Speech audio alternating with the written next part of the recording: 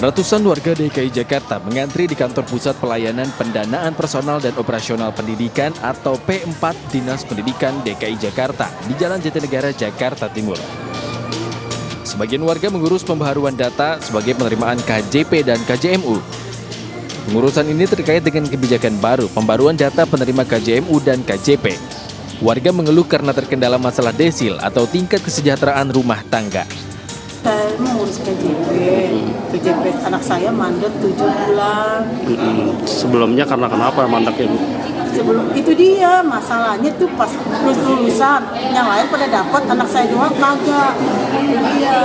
Tapi selama 7 bulan nggak pernah nanya ngurusnya bagaimananya gitu? Saya kesini terus, tapi dibilangin katanya kemiskinannya bertambah.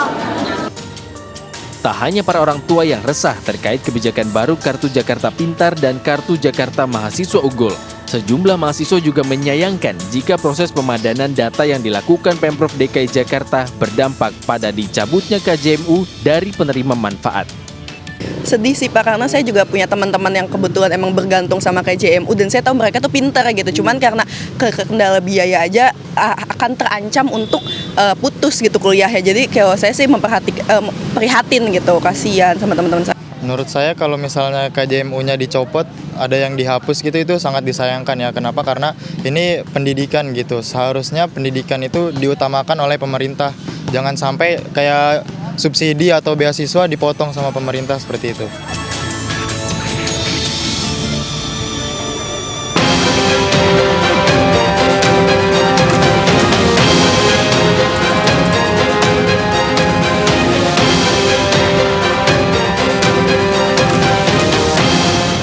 Selamat malam pemirsa, kebijakan baru Pemprov DKI Jakarta mengenai pembaruan data penerima KJMU menjadi polemik di masyarakat. Banyak mahasiswa yang mengeluh di sosial media kehilangan dana bantuan Pemprov DKI secara tiba-tiba tanpa sosialisasi. Isu yang berkembang, Pemprov DKI mengurangi anggaran KJMU di tahun 2024. Apakah informasi ini benar? Pemprov DKI telah mengurangi anggaran Kartu Jakarta Mahasiswa Unggul atau KJMU.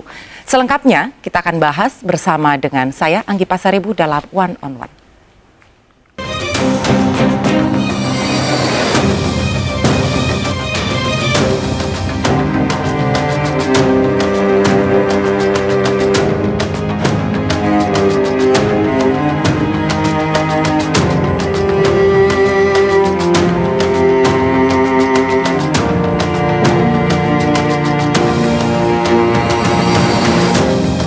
Polemik KJMU dan KTP DKI Jakarta sudah bersama saya pemirsa saat ini PJ Gubernur DKI Jakarta, Bapak Heru Budi Hartono. Selamat malam Pak Heru.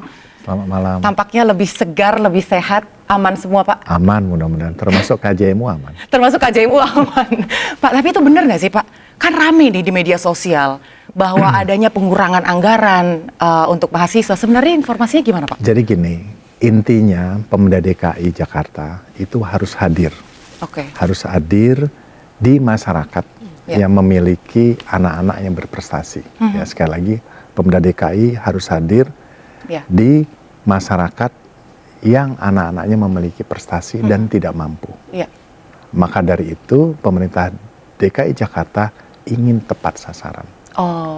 Ya, sesuai dengan amanat Undang-Undang Nomor 13 2011 bahwa bantuan sosial itu harus ada dasar datanya. Oke. Dasarnya adalah dari DTKS. Nanti kita cerita panjang masalah DTKS. Berikutnya ada yang surat edaran KPK di tahun 2021,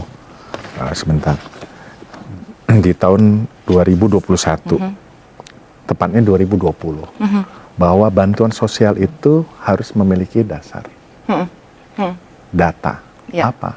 Datanya adalah DTKS. Terkait dengan KJMU bagaimana? Pemda DKI berkeinginan untuk supaya data itu benar-benar tepat sasaran yang tadi saya sampaikan. Nah, berikutnya saya sampaikan bahwa sejak tanggal 7 Maret 2024 sistem itu tetap berlangsung, bisa diakses. Nah, jadi adik-adik mahasiswa yang sekarang mendapatkan KJMU tidak usah khawatir, tetap kuliah, ya, berprestasi. Saya jamin kalau itu memenuhi syarat, dia pintar dan kebetulan orang tuanya dia di kalangan tidak mampu, pasti sampai selesai diberikan KJMU. Oh, berarti sebenarnya KJMU ini tuh bukan semata-mata dikurangin anggarannya, terus tiba-tiba Ya, mahasiswanya gini. langsung kaget gitu, bukan gitu ya, Ya, Pak? Dikaji ulang lagi. Kalau kita melihat mahasiswa, artinya kan mahasiswa itu ada yang baru SMA masuk kuliah, ada yang dari semester 1 naik semester 2, semester 2 sampai semester 3. Artinya apa? Datanya dinamis, Iya, terus berubah. iya.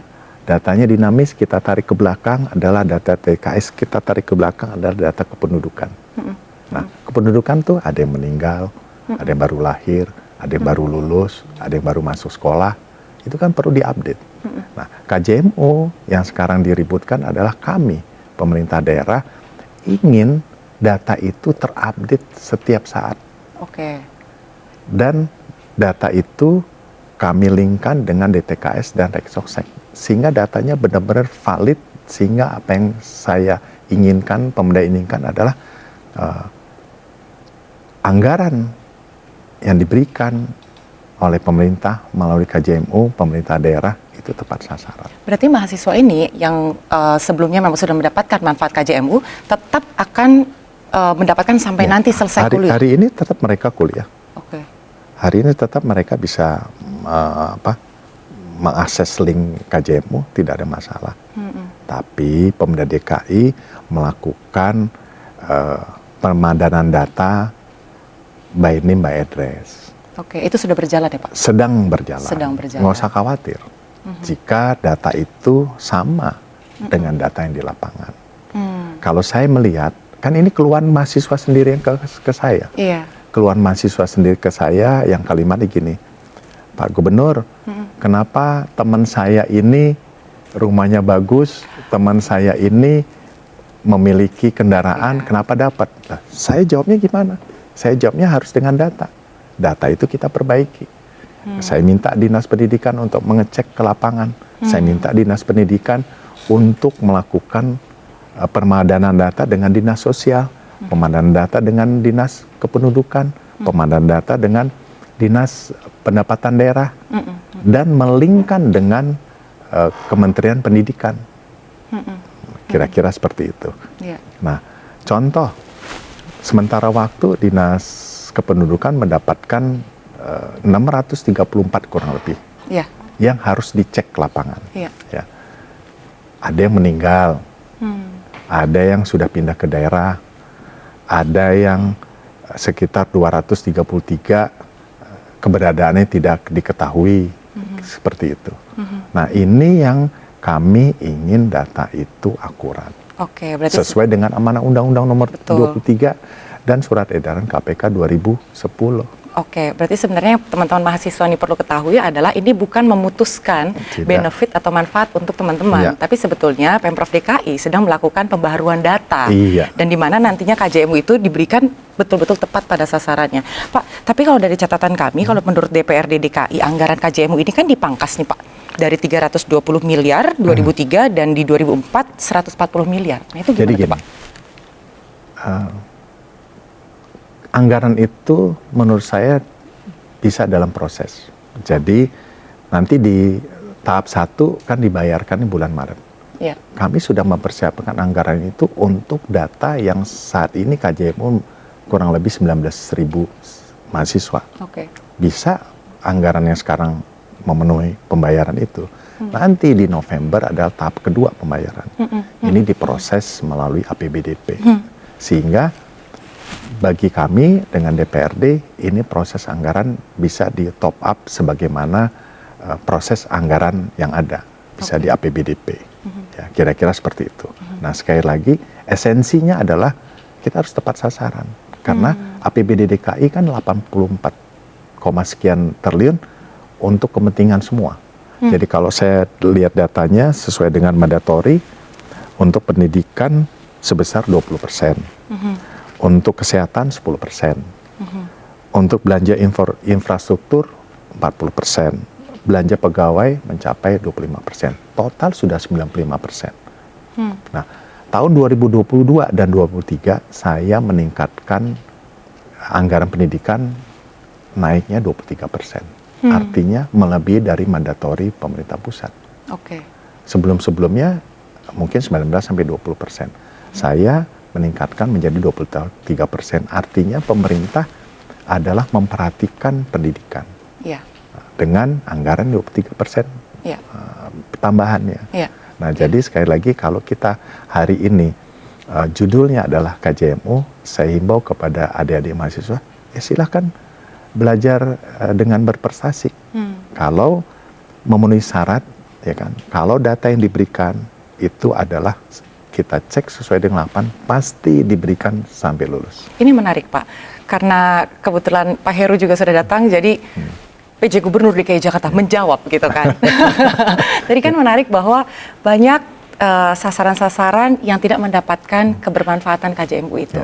Beruntung Ini ketika keluarnya mahasiswa sendiri loh betul, ke saya. betul. Nah, itu beruntung ketika mereka bisa berbicara langsung gitu dengan Pak Heru. Bagaimana dengan mereka yang tidak memiliki privilege itu, misalnya mereka harus mengadu kemana Pak? Bahwa kami memiliki syarat ini loh, gitu. Tapi kita tidak mendapatkan itu gimana? Kan Pak? sudah ada link mahasiswa itu sudah ada link untuk mendaftar setiap 6 bulan mendaftar melalui sistem yang sudah disiapkan, Ya.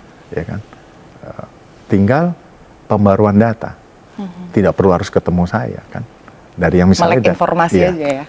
Tinggal mereka mendaftarkan setiap semester rankingnya memenuhi sesuai dengan yang ditetapkan, nggak harus berprestasi kan seperti itu. Nah, kami mengecek data awal yang diberikan oleh adik-adik mahasiswa yang saya cintai ini kan diberikan data awal, nama, KTP, alamat, bagaimana kondisi rumah, itu kita cek. Dalam 2 hari ini, 3 hari ini, saya menemukan ada yang rumahnya bagus, rumahnya besar, memiliki lebih dari memiliki roda 4 lebih dari 2. Kan saya diprotes oleh mahasiswa kemarin, Pak, kenapa si A, si B, si C dapat? Nah, ini yang kami perlu data itu akurat. Dikaji ulang lagi. Sehingga dana yang sangat terbatas, dimanapun dana terbatas, APBN juga terbatas kan. Dana yang kami siapkan ini benar-benar dimanfaatkan, dinikmati oleh adik-adik kita, mahasiswa yang memang berprestasi dan dia kebetulan tidak mampu. Jadi bisa setara. Kira-kira seperti itu. Kalau sosialisasinya sendiri gimana Pak Heru? Nah, sosialisasi saya rasa mungkin sudah cukup. Walaupun nanti dirasa kurang, ini kan bagian dari sosialisasi. Terus berproses Dinas ya. Pendidikan juga bersosialisasi. Dan ini kan by name by address. Sehingga person to person petugas kami, Dinas Sosial, Dinas Pendidikan, Dukcapil, Kelurahan, itu akan turun. Misalnya pun terlewat, ada yang memang pantas mendapatkannya, itu nanti ada kanalnya muskal, musyawarah kelurahan. Contoh, saya mendapatkan data ada dari 600 tadi, ada 233 yang klaim bahwa dia memang tidak mampu. Dan dia ada keberadaannya, ya silakan, itu di muskal nanti. Dan kita akomodir kok. Contoh lagi, saya setiap hari keliling ke 2 kelurahan. Suatu hari saya menemukan seorang ibu menunggu di kantor kelurahan. Saya tanya, ibu mau ngapain? Saya tanya, oh saya lagi mau ngurus anak saya, pada saat itu KJP ya, anak saya berprestasi ingin mendapatkan KJP, ya saya urus. Ada satu lagi, begitu kita cek benar dia berprestasi segala macam, saya urus sampai dia mendapatkan beasiswa. Ada namanya beasiswa Jakarta, tidak harus KJMU aja kan. Nah, saya ingin pemerintah daerah itu hadir di masyarakat yang memang tidak mampu. Kan amanah undang-undang begitu. Saya tinggal aturannya kan sudah ada, landasan hukumnya sudah ada. Tidak mungkin dong kita memberikan bantuan sosial itu kepada orang yang mampu, kan kira-kira seperti itu. Supaya semua dapat bagian ya Pak ya?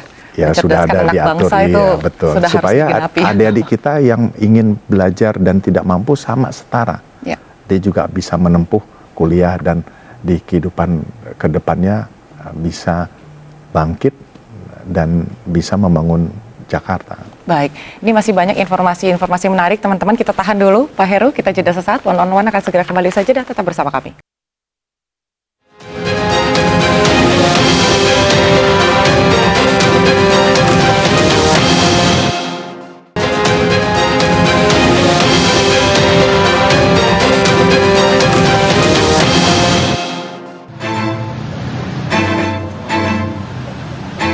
Sejumlah mahasiswa dari beberapa kampus di Jakarta mendatangi gedung Balai Kota DKI Jakarta untuk menemui PJ Gubernur DKI Jakarta Heru Budi Hartono pada Kamis sore. Pemanggilan para mahasiswa itu terkait polemik pengurangan penerima Kartu Jakarta Mahasiswa Unggul atau KJMU. Di depan para mahasiswa, Heru memastikan bagi mahasiswa yang telah terdaftar akan tetap mendapatkan bantuan sosial KJMU hingga selesai menempuh pendidikan. Jadi memastikan bahwa mereka bisa mendapatkan KJMU. Dan sistem sudah dibuka Ibu Asisten. Dan tentunya cleansing itu bertahap. Ya. Saya pastikan bahwa mereka-mereka yang sudah mendapatkan dalam perjalanannya KJMU bisa tetap mendapatkan itu. Dan tentunya pemadanan data tetap berjalan itu persen to persen. Namun Heru menyebut pemerintah akan mendata ulang setiap 6 bulan sekali untuk menilai kelayakan penerima KJMU melalui data pajak di Bapenda.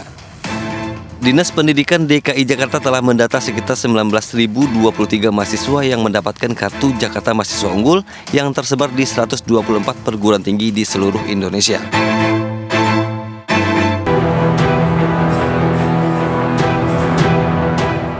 Ratusan ribu warga daerah penyangga ibu kota seperti Bogor, Depok, Tangerang, dan Bekasi yang masih memiliki KTP DKI Jakarta namun tidak tinggal di Jakarta, bersiaplah untuk mengurus kepindahan. Nanti pemilik KTP DKI Jakarta namun tinggal di luar Jakarta akan dinonaktifkan. Di Tangerang Selatan saja ada sekitar 100.000 warga yang berstatus KTP DKI Jakarta yang terancam dinonaktifkan. Jika nantinya terblokir, warga tidak dapat mengurus banyak dokumen seperti perpanjangan surat kendaraan, BPJS, hingga data bantuan sosial. Ada sekitar 75.000 sampai dengan 100.000. Begitu informasi dari Dukcapil Jakarta. Dan rata-rata memang sudah cukup lama, bahkan ada yang sampai 25 tahun. Pemprov DKI Jakarta akan menonaktifkan nomor induk kependudukan warga yang tidak berdomisili di Jakarta. Kebijakan tersebut untuk memperbaiki administrasi dan keakuratan data penduduk. Kebijakan ini dikecualikan bagi NIK DKI warga yang bekerja atau belajar di luar kota atau luar negeri. Juga bagi NIK DKI warga yang memiliki rumah atau aset di ibu kota. Pemprov DKI Jakarta terus mensosialisasikan kebijakan baru ini agar warga segera mengurus kepindahan sesuai domisili.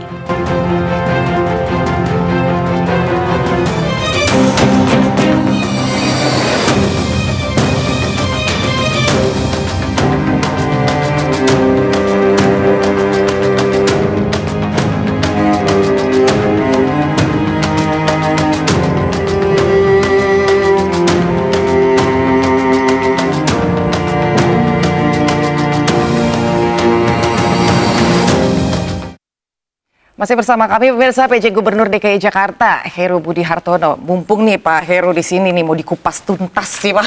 Apa?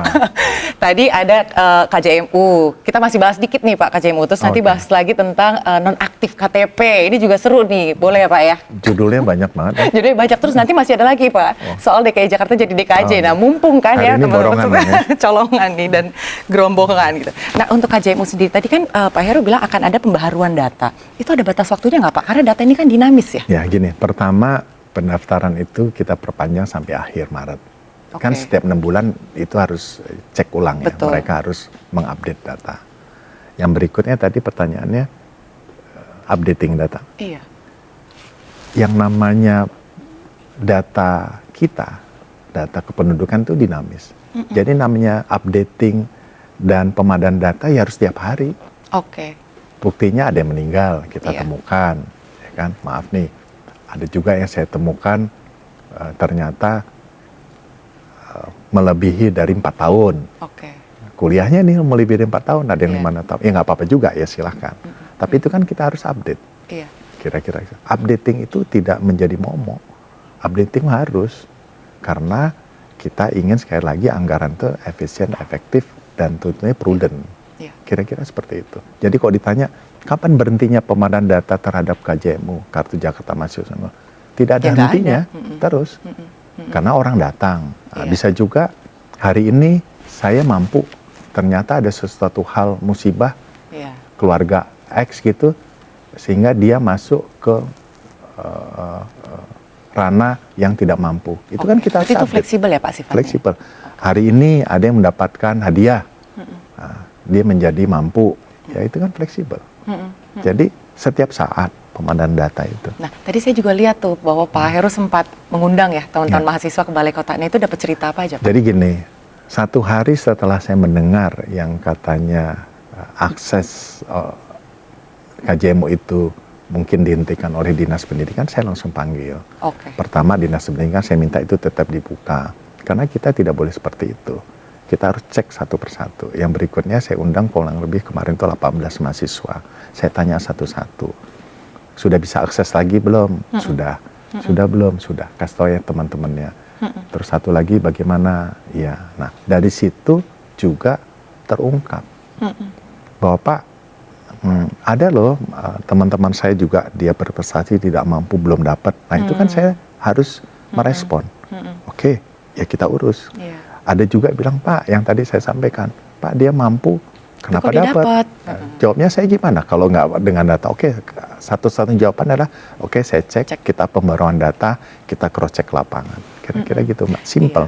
Iya. Berarti sebenarnya teman-teman mahasiswa perlu mengetahui bahwa ini semua sifatnya fleksibel dan bukan semata-mata dikurangin, terus kemudian keuntungan atau manfaat itu dihilangkan begitu saja. Enggak lah. Kami Pemda DKI itu kan ingin warga DKI semuanya sekolah dan berprestasi sampai selesai. Ya, intinya itu. Intinya sekali lagi Pemda DKI ingin hadir di masyarakat yang memang memiliki kemampuan terbatas tapi anak-anaknya berprestasi. Kan ada syarat-syaratnya. Ya dia begitu kuliah dia harus terus berprestasi. Namanya saja kan kartu Jakarta Mahasiswa Unggul. Berarti mahasiswa itu harus berprestasi, harus unggul dari yang lainnya. Berarti seumpamanya anggaran itu perlu ditingkatkan, itu juga nggak ada masalah juga Pak? Nggak ada masalah. Nah, ini kan ada pengurangan anggaran. Kalau ada pertanyaan gitu ya Pak, terus anggarannya itu dialokasikan kemana gitu? Apakah dialokasikan ya, ke nggak dialokasikan kemana-mana, ya enggak. Ya pada saat itu memang kebutuhan seperti itu. Ya. Setelah dihitung dengan data sebagainya. Dan selain KJMU ini yang menarik juga tentang KTP nih Pak, KTP nonaktif. Itu sebetulnya penerapannya nanti Pak, kalau misalnya ada yang KTP DKI Jakarta gitu, kemudian menikah, pindahlah ke Banten gitu. Nah itu nantinya berarti harus langsung segera meninggalkan KTP DKI-nya atau kayak gimana tuh Pak? Ya, tentunya kan sesuai dengan Undang-Undang Nomor 13 2011 tentang surat edaran dari kementerian dan tentunya sesuai dengan kedisiplinan kita. Ya kalau saya sudah pindah ke daerah tertentu, ya administrasi kependudukan harus pindah. Nah, kami Pemda DKI ingin semuanya basis data kependudukan itu akurat. Contoh, kemarin saya baru menemukan lagi nih. Apa tuh, di Kapuk Muara. Ada salah satu anggota keluarga sejak 2019 anaknya sudah meninggal. Hari ini 2024 kan, belum didaftarkan bahwa anaknya meninggal. Sudah berapa tahun? Nah ini kan kita perlu. Nah, berikutnya ada kurang lebih sekian ribu data yang warganya tidak diketahui, ya kan? Anggota keluarganya tidak diketahui atau warga itu tidak diketahui keberadaannya. Itu kan kita harus pemandangan data. Ada sekian ratus atau sekian ribu yang memang dia sudah lama pindah di daerah lain di luar Jakarta. Dan propertinya ada di luar Jakarta. Ada warga yang menggunakan KTP, alamat, RT-nya sudah tidak ada penduduk di situ, rumahnya juga tidak ada, sudah menjadi gedung-gedung tinggi. Itu kan kita harus rapikan. Kenapa? Untuk dirinya sendiri. Misal, mohon maaf, terjadi sesuatu kecelakaan. Kita mau cari orangnya kemana? Ya kan? Nah, pemandangan data itu sangat diperlukan. Yang pertama, kita cek dulu bagi warga yang memang sudah meninggal, kita cleansing, dan warga yang memang benar-benar pindah ke daerah dan tentunya sudah tercatat di sana, memiliki properti yang di sana, ya pindah. Sudah tidak ada RT-nya, sudah tidak ada RW-nya. Nah ini yang kami rapikan Cross lebih check dulu. di situ. Karena tertib administrasi ini PR dalam sebuah lini ya. Ya mau tidak mau itu harus dilakukan karena setiap kebijakan pemerintah daerah khususnya DKI Jakarta, mungkin juga daerah lain, kan ke semua kebijakan mengambil landasan dasar keputusan ada kependudukan. Kalau Mbak Anggi nanya, Pak Heru, jumlah warga yang miskin di Jakarta berapa? Kita lihat data kependudukan. Jumlah anak sekolah berapa? Jumlah warga yang sekarang melahirkan berapa? Supaya pemerintah bisa tepat sasaran Iya. tadi itu, memberikan bantuan sosial, anggaran diturunkan. Betul. Gitu kan. Jumlah warga yang datang saat ini berapa? Iya. Itu kan data kependudukan semuanya. Sehingga kita bisa menghitung kebutuhan sekolah berapa banyak. Kalau anak tahun ini yang lahir 0 bulan, berarti nanti 10 tahun lagi kan dia umur 10 atau 7 tahun lagi, 5 tahun lagi dia perlu TK. Kan kita udah atur. Berarti kalau 10 tahun lagi dia umur 10, dia udah SD. Kan kita bisa hitung. Nah, itu data kependudukan. Rata-rata warga yang datang ke Jakarta umur berapa, status perkawinannya bagaimana, perempuan atau laki, nah, kan kita harus tahu. Nah, kalau misalnya gini gimana nih Pak Heru? Rumahnya di Banten katakan gitu. Saya dari tadi Banten terus ya, Bogor deh katakan gitu ya Pak ya. Rumah di Bogor gitu. Terus tapi hanya sementara Pak. Kemudian dia akan kembali ke Jakarta, itu tetap harus pindah KTP-nya. Maksudnya sementara dia bekerja? Dia bekerja katakanlah di Jakarta. Tapi dia hanya ya cuma numpang tidur aja lah gitu di Bogor. Jadi atau enggak dia hanya sementara terus 3 bulan lagi dia pindah lagi ke Jakarta gitu. Jadi Bogor hanya untuk 3 bulan. Ya tentunya KTP-nya tetap di Jakarta. Pertanyaan saya, tempat tinggalnya, propertinya ada di Jakarta kan? Ada di Di Jakarta. sana mungkin dia ngontrak kos kan? Iya. Ya tetap KTP-nya di Jakarta. Oh, berarti ini sebenarnya bukan mutlak kalaupun misalnya sementara terus langsung Kecuali, pindah ya. semua. Oke. Ada pengecualian, TNI, Polri, itu yang tugasnya berpindah-pindah, ya itu tidak terkena di dalam pemadanan dan kedisiplinan data yang kita terapkan. Nah, terus itu juga nih Pak, untuk mendapatkan benefit gitu ya, sepertinya lebih mudah kalau punya KTP-nya itu DKI gitu. Ini termasuk susah nggak sih Pak pendataan warga ketika mereka untuk mendapatkan KTP DKI? Gimana Pak pengalaman selama ini? Jadi perpindahan penduduk ke Jakarta tentunya mudah ya, sesuai dengan amanat undang-undang, dipermudah, bahkan tidak perlu harus surat keterangan dari RT, tidak perlu surat keterangan dari RW, warga pindah, datang, mencatat di kelurahan, di loket pencatatan sipil, Dukcapil, itu mereka pindah dengan membawa, tentunya dia harus ada tempat tinggal di sini ya. Nah, itu sudah bisa beralih menjadi warga DKI Jakarta. Nah, yang tidak boleh itu adalah memindahkan administrasi yang tadi saya bilang, memindahkan dia seolah tinggal di sini, padahal dia semuanya adalah berada di daerah lain, hanya mendapatkan benefit tertentu, bansos itu yang memang tidak dianjurkan lah, tidak boleh. Selama ini temuannya di lapangan banyak nggak Pak yang kayak gitu Pak? Ya, misalnya satu alamat ada 20 KK kita temukan, ya kan?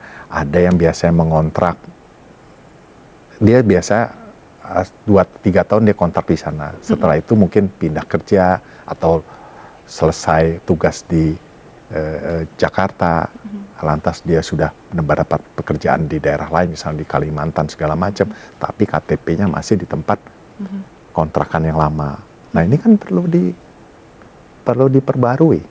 Nah itu yang kalimatnya adalah mungkin keberadaannya tidak ditemukan karena warganya tidak melapor juga. Nah itu di freeze itu sementara waktu dibekukan sampai kita bisa berkomunikasi dengan mereka. Dan mereka juga pasti kan mau tidak mau akan memberikan laporan ya, karena kan ketika di freeze ada banyak. Iya, kan banyak keluhan juga dari Pak RT, banyak keluhan juga ke Dinas Dukcapil, banyak keluhan beberapa pemilik kontrakan yang biasa mengontrak di rumah itu, tadinya KTP di rumah itu sudah pindah, tapi orangnya tidak mau merubah alamatnya, berarti kan masih di situ. Orangnya tidak. Nah, dia punya utang bagaimana? Dia punya pinjol bagaimana? Kan dikeluhkan. Jadi kita semuanya memenuhi keluhan-keluhan yang ada di masyarakat. Maka perlu KTP itu pemandanan data, ya kan, pembaruan data.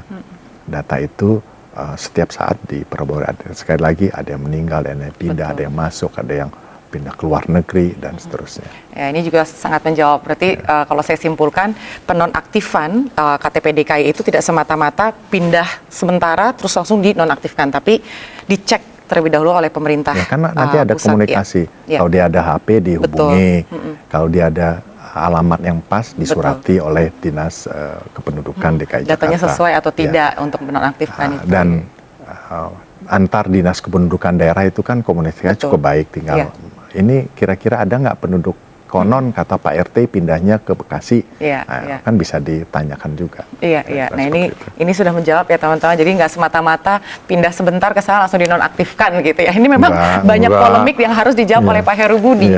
Termasuk ini nih Pak. Di segmen berikutnya kita membahas soal status DKI Jakarta. Ini nanti KTP saya harus diganti juga atau kayak gimana nih Pak? Nanti kita akan bahas di segmen 3. Tetap bersama kami pemirsa di One on One.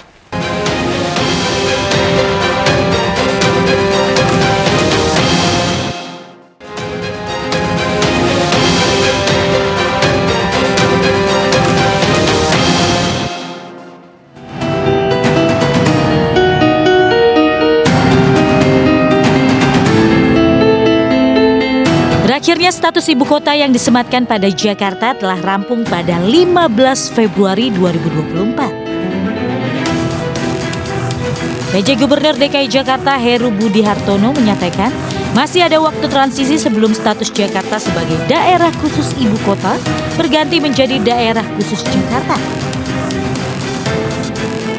Hal ini dikarenakan saat ini rancangan Undang-Undang Daerah Khusus Jakarta sedang berproses. Heru, ini kan status DKI Jakarta sejak 15 Februari kemarin sudah nggak ada. Undang-undang DKJ-nya gimana Pak? Kira-kira tanggal? Undang-undang DKJ kan belum di... Ya, jadi bagaimana untuk... Ya, masih ada waktu transisi. Ya, kan sedang berproses DKJ ya. Sesuai dengan Undang-Undang Nomor 29 Tahun 2007 tentang DKI Jakarta sebagai ibu kota negara, maka statusnya telah berakhir pada 15 Februari 2024 lalu. Hal ini merupakan implikasi dari Undang-Undang tentang Ibu Kota Negara atau UU IKN yang telah diundangkan sejak 15 Februari 2022. Status Jakarta sebagai ibu kota pun baru bisa tergantikan oleh Nusantara di Kalimantan jika keputusan Presiden telah terbit.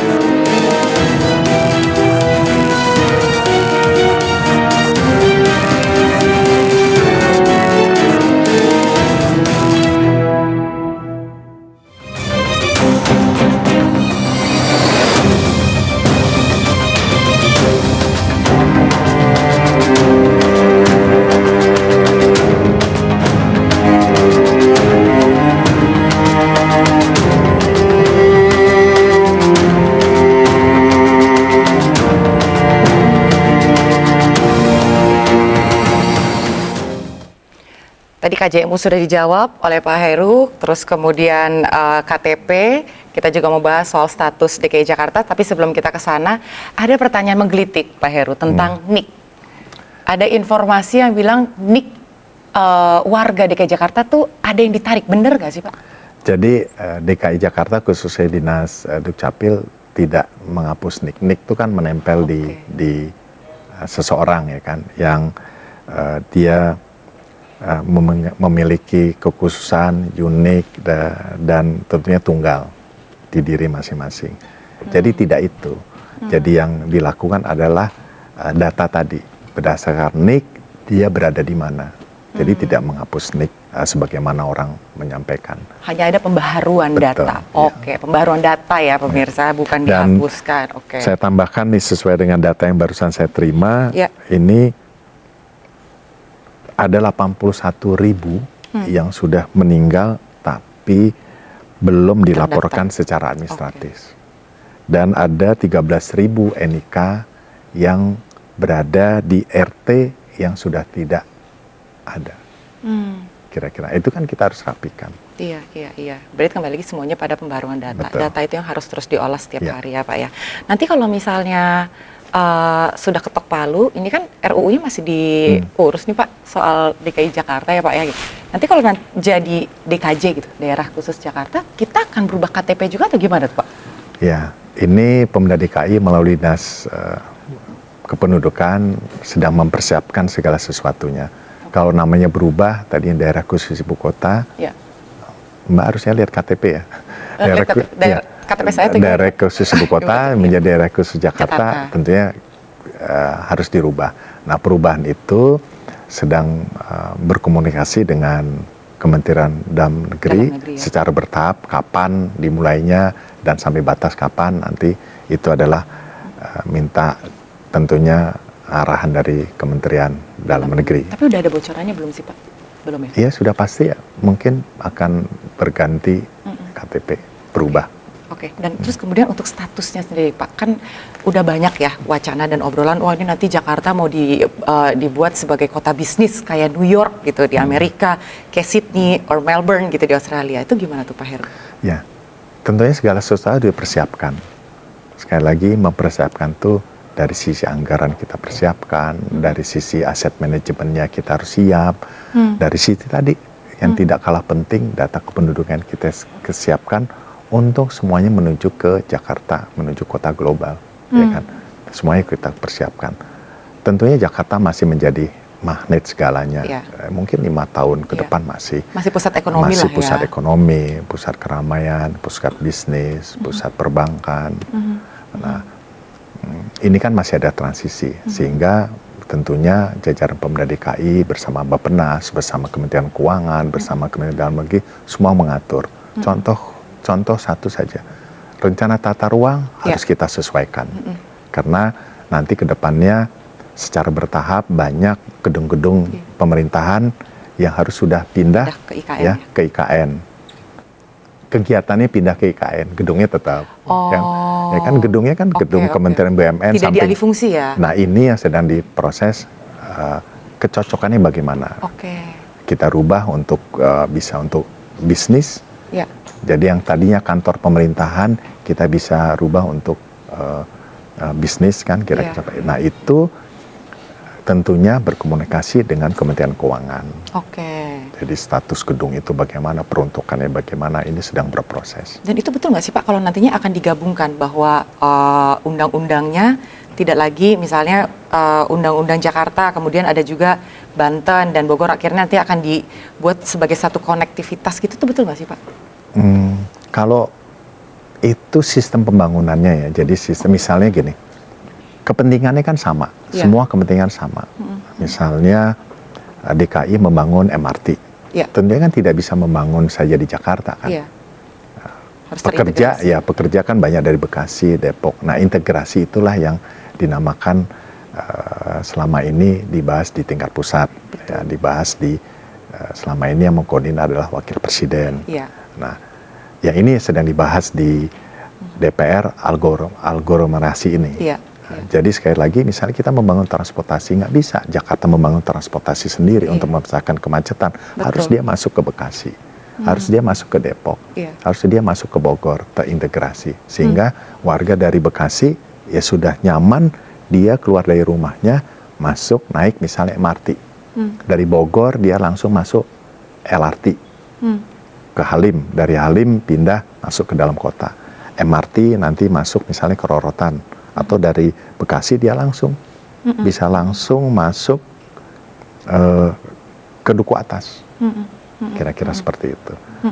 Nah, ini kan harus semuanya terintegrasi. Berarti sebetulnya bisa disampaikan bahwa fungsi dan peran daerah khusus Jakarta ini memang sebagai pusat ekonomi. Ya, harapannya begitu. Pergerakannya ke situ ya Pak ya. Harapannya begitu. Contoh lagi, penanggulangan banjir kan tidak bisa Jakarta sendiri, harus bekerjasama dengan Bogor, Jawa Barat, kan seperti itu. Karena kan sekarang nih anak-anak muda juga khususnya kan ya Pak ya, wah ini jangan-jangan nanti kalau Jakarta udah bukan ibu kota lagi, mungkin harga tanahnya jadi lebih murah kali nih gitu, bisa buat beli properti gitu kan, Pak, itu gimana tuh Pak? Iya. Mungkin kan ya Pak? Iya, ya gini, kebutuhan properti yang terjangkau itu adalah bagian dari yang harus disiapkan oleh pemerintah daerah. Ya kan? Misalnya kebutuhan berapa? 300-400 juta yang apartemen yang sederhana, ya itu harus disiapkan juga, kami harus siapkan juga. Nah itu kan harus tata ruangnya harus terintegrasi dan seterusnya. Repot nggak sih Pak? Karena kalau kita bicara soal tata ruang kan sebetulnya tata ruang Jakarta sendiri atau sampai ke Banten dan Bogor dan lain sebagainya itu bukannya sudah terbentuk dengan begitu saja gitu Pak? Ya ini dikoordinir oleh Bappenas, maka perencanaan tata ruang juga tidak bisa berdiri sendiri kayak Jakarta kan, harus bersinergi dengan tata ruang wilayah lain. Ada yang beda nggak Pak? Kalau ketika sekarang ini sebagai DKI Jakarta dengan nanti DKJ atau ya sebenarnya sama-sama aja, cuman mungkin lebih enak gitu bahwa mau naik MRT kayak tadi sudah lebih terintegrasi dan tersinergi satu sama lain, atau sebetulnya nggak ada bedanya kan, sama-sama aja, cuma beda nama aja gitu. Ya. Mungkin kalau secara menyeluruh nanti, saya nggak tahu sekian tahun ya, sudah perpindahan ASN-nya semua ke IKN, mungkin Jakarta lebih nyaman loh. Lebih tenang. Gitu. Lebih tenang. Lebih nggak macet maksud saya. Gitu. Dan harga properti juga masih menyesuaikan. Artinya kan sudah tidak begitu macet mungkin ya. Terus bisnisnya bisa berjalan lebih baik. Kan semuanya kita harus siapkan itu. Ya, karena memang proses ini kan panjang sekali ya Pak, sebetulnya kan, untuk bisa menjadikan semua aktivitas pemerintahan di IKN berjalan, kemudian bisa menerapkan Jakarta sebagai kota bisnis, itu kan memang butuh waktu sekali. Sementara kita tahu sebentar lagi kita juga akan pilkada gitu kan ya, Pak Heru yang mungkin masih banyak yang menantikan Pak Heru lanjut gitu kan ya. Berarti apa yang sedang dikejar oleh Pak Heru nih sekarang? Melihat waktu terus berjalan. Saya tidak berpikir mengejar kemana-mana. Yang intinya adalah memberikan pelayanan kepada masyarakat yang lebih baik. Meletakkan fondasi-fondasi birokrasi, administrasi yang tepat. Itu aja. Contoh, ya kan, tadi pemadanan data kependudukan. Nah, DKI itu ketika saya menjabat 3 bulan, saya undang Dinas Sosial, Dinas BAPP, Dinas Kependudukan, dinas terkait lainnya untuk memadankan data. Setelah kita padankan data dengan Dinas Pendudukan, Dinas Sosial, saya padankan data itu, kita bersinergi dengan Kementerian PMK, bersinergi dengan Kementerian Sosial. Nah ini sudah berlangsung. Mudah-mudahan DKI yang paling rapi terhadap data. Pemadanan data, berarti itu yang sedang dikejar. Kan pondasi awal, pondasi semuanya adalah itu. Iya, karena anggaran semua melihat ke sana. Program kerja berarahnya juga mengarahnya juga. Swasta juga melakukan perencanaan bisnis, nanya kan dengan DKI berapa jumlah mahasiswa yang lulus, berapa jumlah penduduk laki-laki, berapa jumlah penduduk perempuan, kan itu bisa untuk bisnis. Misalnya orang usaha kosmetik kan ditanya, umur 18 tahun sampai 30 tahun berapa? Umur 18 tahun sampai 40 berapa? Kan semuanya berdasarkan data. Betul. Nah yang terakhir nih Pak, mungkin agak-agak iseng dikit ya Pak ya. Gitu. Kira-kira Pak Heru mau maju lagi nggak nih Pak jadi gubernur? Saya tiap hari jalannya maju. Ya tapi kan Bapak tahu maksud saya majunya kemana nih Pak. Siapa tahu mahasiswa-mahasiswa dan masyarakat DKI Jakarta masih kangen tuh Pak datang ke Balai Kota. Oh masih kangen ya? Masih kangen. Saya aja belum ikut Bapak turun loh Pak. Iya bisa besok jalan. Boleh ya Pak ya? Setiap hari saya belusukan. Oh gitu, boleh Pak. Jadi pertanyaan gini, hari esok itu penuh misteri. Yes. Biarlah alam semesta yang menjawab. Wih, tapi kalau dari Pak Heru sendiri udah ada pembicaraan yang ke Bapak nggak? Pak, sepertinya Bapak perlu lanjut lagi nih Pak. Jadi gubernur DKI Jakarta gitu gimana Pak? Ya, sekali lagi yang penting bekerja. Ya. Hari esok penuh misteri. Hari esok penuh, yang penting kerja tuntas dulu ya Pak, kerja benar dulu. Kerja maksimal, niat baik untuk melayani masyarakat. Saya turun ke kelurahan. Jadi gini, saya turun ke kelurahan-kelurahan itu tidak ada niat apa-apa kok. Ingin menyapa kepada masyarakat, menanya keluhan mereka, ingin mengetahui kondisi mereka. Saya setiap hari turun di 2 kelurahan, ya, sambil memberikan bantuan sembako murah. Hari ini semua harga meningkat naik, kita menyentuh kepada masyarakat, buka pasar sembako murah sambil menyapa kepada masyarakat. Intinya itu. Betul. Pekerjaan yang dilakukan Pak Heru setidaknya bisa dinikmati lah oleh kita semua, oleh masyarakat. Waktu cukup, walaupun dibilang 1 tahun 2 tahun itu cukup pendek untuk bisa menyelesaikan berbagai masalah. Ya, harus juga tahu melihat kepada masyarakat kehidupan mereka. Saya tidak banyak yang harus saya selesaikan, tetapi apa yang saya perbuat itu adalah menyentuh masyarakat untuk kebutuhan masyarakat Jakarta. Yes, mantap, luar biasa. Terima kasih loh Sama-sama. Pak Heru untuk waktunya, untuk Sama-sama. setiap penjelasannya, untuk jawabannya.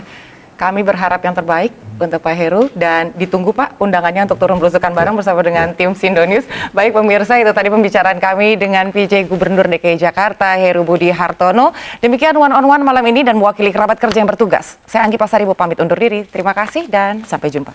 Pak Heru, thank you so much. Terima kasih.